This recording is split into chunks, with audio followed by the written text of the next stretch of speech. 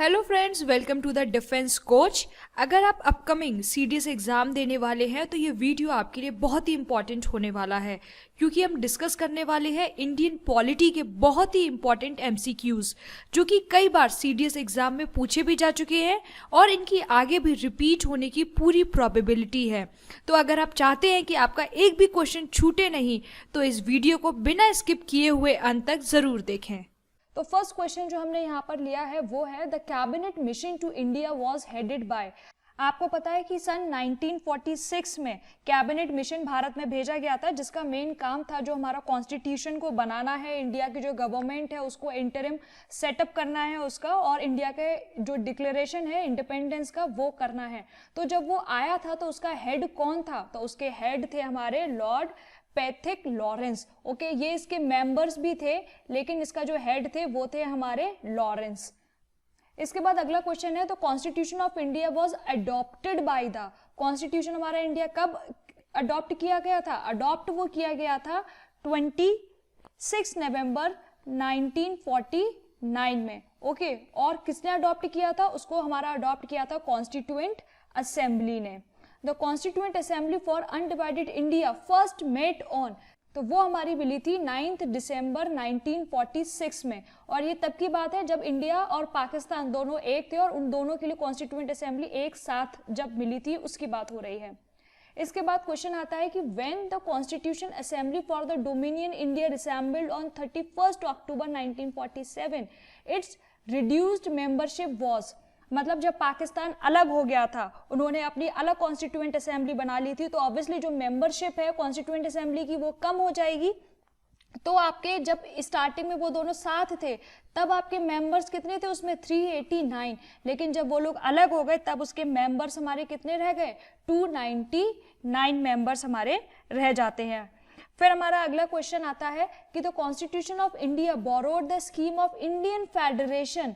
Indian federation की जो scheme है, यानी कि जो सेंटर और स्टेट का जो रिलेशन है कि कब हमारा सेंटर स्ट्रांग होगा, कब स्टेट स्ट्रांग होगा और कौन कौन सी पावर उनको दी गई है, ये वाली चीज हमने कहाँ से बोरो करी है? वो हमने बोरो करी है कनाडा से। ठीक है, इसके बाद हम अगला क्वेश्चन ले रहे हैं कि the Indian constitution closely follows the constitutional system of. हम किसका कॉन्स्टिट्यूशनल सिस्टम फॉलो करते हैं? यूके का। यूके का भी क्या है? पार्लियामेंट्री सिस्टम है, और वो पार्लियामेंट्री सिस्टम हमने कहाँ से अडॉप्ट किया है? यूके से ही हमने अडॉप्ट किया है।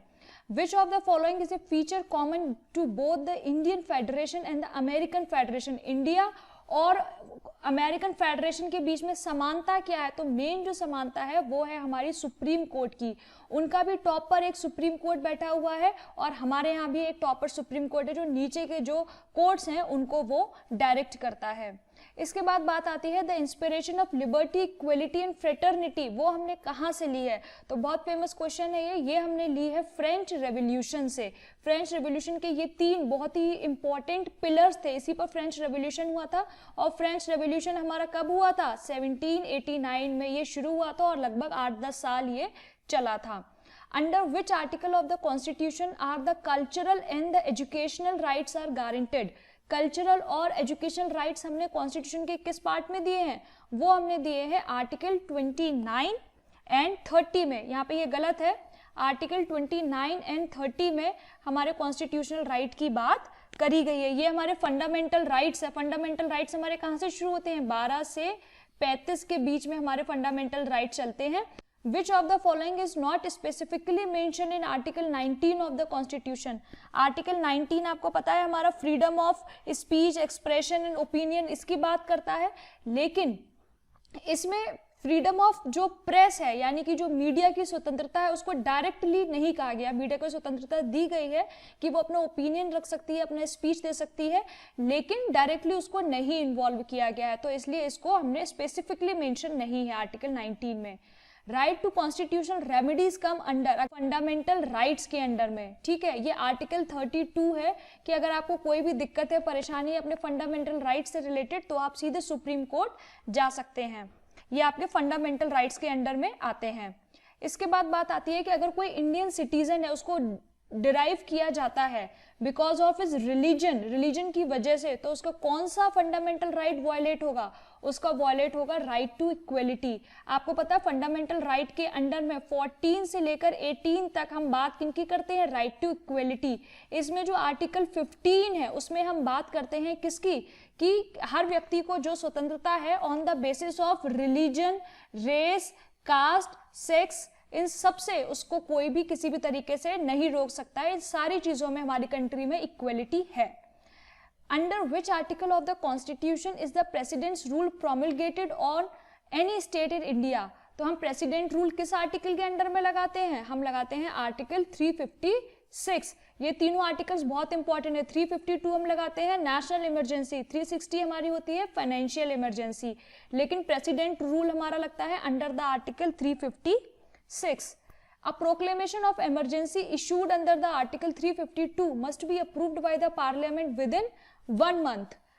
आपको पता है कि जब भी प्रेसिडेंट रूल लगेगा, लेकिन उसका जो अप्रूवल होगा वो पार्लियामेंट लगभग कितने दिनों में दे सकती है, 1 महीने के अंदर पार्लियामेंट को उसका अप्रूवल देना जरूरी है। इंपॉर्टेंट क्वेश्चन आपको याद रखना है, 1 मंथ के अंदर उसका अप्रूवल देना है। The president rule can be proclaimed in A state. President का रूल कब प्रोक्लेम किया जाता है स्टेट में, if the president on receipt of the report from the governor or otherwise is satisfied that the situation has arisen in which the government of the state cannot be carried in accordance with the provisions of the constitution। अगर president को ये लगता है कि जो constitution के अनुसार जो गवर्नमेंट है किसी स्टेट की वो नहीं चल सकती है, या फिर उसका जो गवर्नर है स्टेट का वो उसको लिख कर देता है तो भी नहीं चल सकती है अगर उसकी स्टेट गवर्नमेंट जो है, तो फिर वो उस पर प्रेसिडेंट रूल अंडर आर्टिकल 352 लगा सकता है। केवल गवर्नर के कहने पर ही नहीं, वो अपने आप से भी लगा सकता है अगर उसको ऐसा लगता है तो। The governor recommends to the president of India that breakdown of the constitutional machinery in the state is imminent। मतलब कि जो कॉन्स्टिट्यूशनल सिस्टम है वो स्टेट का वो एकदम से खत्म होने वाला है, ब्रेक हो गया है, तो वो अंडर आर्टिकल 356 लगा सकता है। The action of the president can be reviewed as it's nullified। तो कब उसको रिव्यू कर सकते हैं उसको, अगर उसमें कुछ संशय होता है कि इसने किसी और इंटेंशन से किया है, तो फिर उसका जो हम प्रोक्लेमेशन है उसको रिव्यू कर सकते हैं। In the election of the president the value of vote of the Lok Sabha members. आपको पता है कि जब भी हम इलेक्शन करते हैं प्रेसिडेंट का, तो उसमें हमारे हर मेंबर की जो होती है वैल्यू होती है, एमपीज की भी अलग वैल्यू होती है, एमएलए की भी अलग वैल्यू होती है। तो जो आपकी एमपीज की जो वैल्यू होती है वो value of MLA, total value of MLA upon number of MPs. Okay, इससे आपकी जो वैल्यू है वो एमपी की निकाली जाती है, एक एमपी की।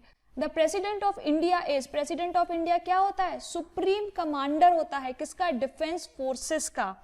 ओके, आर्टिकल जो 53 है वो आपका जो बताता है कि प्रेसिडेंट की क्या क्या पावर्स हैं आर्टिकल 53 में, और प्रेसिडेंट को ही हम बोलते क्या है, फर्स्ट सिटीजन ऑफ इंडिया भी हम बोलते हैं। तो आर्टिकल 53 में उसको सुप्रीम कमांडर बताया गया है। The president can be removed by the way of impeachment which can be made only by the members of लोक सभा एंड राज्यसभा। जब तक लोकसभा और राज्यसभा दोनों के मेंबर्स एक रेजोल्यूशन पास नहीं करेंगे कि प्रेसिडेंट को इम्पीच होना चाहिए, तब तक वो इम्पीचमेंट उसका नहीं हो सकता है। तो आपका जो आर्टिकल 61 है उसमें आपकी बात करी गई है इम्पीचमेंट की ऑफ द प्रेसिडेंट। ओके, इसके बाद हमारा अगला क्वेश्चन आता है कि which of the following statement is correct, कि प्रेसिडेंट जो है वो मेंबर रह सकता है क्या पार्लियामेंट का even after assuming charge of the presidential office, नहीं। तो ये स्टेटमेंट है आपका रॉन्ग कि वो मेंबर ऑफ पार्लियामेंट रहते हुए प्रेसिडेंट नहीं बन सकता। The president is not Baird from holding any other office of profit. तो आपको पता है किसी भी गवर्नमेंट सर्वेंट या गवर्नमेंट ऑफिशियल को कोई भी ऑफिस ऑफ प्रॉफिट अज्यूम नहीं करने दिया जा सकता है।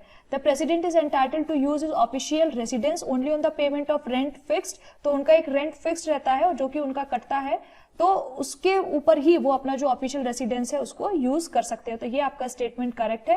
And the emolument and the allowances of the president shall not be diminished during his term of office. तो ये भी आपका गलत है। आपका करेक्ट आंसर क्या है, president is entitled to use his official residence only on payment of rent fixed. Members of the Rajya Sabha are elected according to, जो आपका एसटीवी सिस्टम है उसके अकॉर्डिंग उनका इलेक्शन होता है। और वो सिस्टम में हम किसकी बात करते हैं, प्रोपोर्शनल रिप्रेजेंटेशन की भी बात करते हैं। Okay, Rajya Sabha can have a maximum strength of, बहुत इंपॉर्टेंट क्वेश्चन है, राज्यसभा की मैक्सिमम स्ट्रेंथ कितनी हो सकती है, तो वो हो सकती है आपकी 250। तो जिसमें कि आपके जो 238 मेंबर्स होते हैं वो तो आपके स्टेट्स और यूटीज से सिलेक्ट होते हैं, प्लस जो 12 मेंबर जो होते हैं वो आपके होते हैं नॉमिनेटेड बाय द प्रेसिडेंट। तो ये भी आपको याद रखना है कि 12 मेंबर्स को जो है वो प्रेसिडेंट नॉमिनेट कर सकता है। Who was the first speaker of the Lok Sabha, तो लोकसभा के फर्स्ट स्पीकर थे हमारे GV मालगांवकर। ओके, तो इनका नाम आपको याद रखना। अभी प्रेजेंट के हमारे स्पीकर कौन है, ऑनरेबल ओम बिरला जी। ओके, इसके बाद बात आती है कि who according to the anti defection act is the final authority, कौन फाइनल अथॉरिटी है, अगर किसी मेंबर को हमें डिस्क्वालीफाई करना है तो वो फाइनल अथॉरिटी है हमारी स्पीकर। ओके, जो हमारा एंटी डिफेक्शन एक्ट की बात करी जाती है वो करी जाती है 10th शेड्यूल में, जो कि राजीव गांधी के टाइम में अमेंडमेंट के द्वारा इंक्लूड किया गया था। तो एंटी डिफेक्शन जो लॉ है वो किसमें है, 10th शेड्यूल में। आखिरी पावर किसके पास है, स्पीकर के पास। Who is the authorized to decide over a dispute regarding disqualification of a member of parliament, अगर किसी MP को डिस्क्वालीफाई करना है तो वो आखिरी पावर किसके पास है, प्रेसिडेंट के पास। एंटी डिफेक्शन लॉ के आधार पर तो स्पीकर के पास, और नॉर्मली अगर मैं डिस्क्वालीफाई करना है तो वो प्रेसिडेंट के पास। तो concept of public interest litigation यानी कि PIL, तो वो हमारा हमने कहां से उसको ओरिजिनेट हुआ था, कहां से कॉन्सेप्ट आया था, वो हमारा लिया गया था यूनाइटेड स्टेट से। The Constitution allows preventive detention but stipulates, क्या प्रिवेंटिव डिटेंशन के बारे में क्या बात करी गई है कि कोई भी हम किसी व्यक्ति को हम पकड़ तो सकते हैं, अपनी कस्टडी में रख तो सकते हैं, लेकिन 3 महीने से ज्यादा हम उसको नहीं रख सकते। उसके बाद हमें प्रॉपर लॉ के आधार पर ही उसको रखना पड़ेगा। अगर आपको 3 महीने से ज्यादा उसको डिटेंशन चाहिए तो फिर आपको किसी एडवाइजरी बोर्ड से ऑथराइज करानी पड़ेगी वो बात। Which of the following amendments curtail the power of judicial review? Judicial review की पावर जो है सुप्रीम कोर्ट और हाई कोर्ट की किस अमेंडमेंट ने कर्टेल कर दी थी, काट दी थी, बिल्कुल खत्म सी कर दी थी, तो वो था हमारा 42nd अमेंडमेंट एक्ट, जिसको कि हम क्या बोलते हैं, मिनी कॉन्स्टिट्यूशन भी बोलते हैं। ये बहुत ही इंपॉर्टेंट अमेंडमेंट्स थे और बहुत ज्यादा थे उस टाइम पर, तो जिसकी वजह से इसको मिनी कॉन्स्टिट्यूशन बोला गया था, जो कि किसके टाइम पर लगे थे, इंदिरा गांधी के टाइम पर लगे थे, और ये बहुत ही फेमस रहे हैं। ओके, इसके बाद है under a single integrated hierarchical judicial system the high court in the states are directly under, सबको पता है कि किसके अंडर में होती है, हाई कोर्ट्स भी हमारी सुप्रीम कोर्ट के अंडर में होती हैं। The age of retirement of the जजेस ऑफ द हाई कोर्ट के जजेस की रिटायरमेंट की एज क्या है, 62 ईयर्स, और सुप्रीम कोर्ट के जजेस के रिटायरमेंट की एज क्या है, 65 ईयर्स। तो दोनों आपको याद रखनी है, अलग अलग है। Chief minister of a state is responsible to, chief minister किसके लिए रिस्पॉन्सिबल होता है, गवर्नर के लिए। ओके, तो ये थे आपके बहुत ही इंपॉर्टेंट क्वेश्चंस जो कि किसी न किसी एग्जाम में हर बार रिपीट होते हैं। इसका जो नेक्स्ट सीरीज है, नेक्स्ट पार्ट है, वो भी हम बहुत ही जल्द लेकर आएंगे। आपको ये वीडियो कैसा लगा, ये लेक्चर कैसा लगा, हमें कॉमेंट सेक्शन में जरूर बताइएगा। और अभी तक अगर आपने हमारा चैनल सब्सक्राइब नहीं किया है तो फटाफट से इसको सब्सक्राइब कर लीजिए और अपने फ्रेंड्स के साथ शेयर करना भी मत भूलिएगा। मिलते हैं आपसे अगले लेक्चर में, बाय बाय।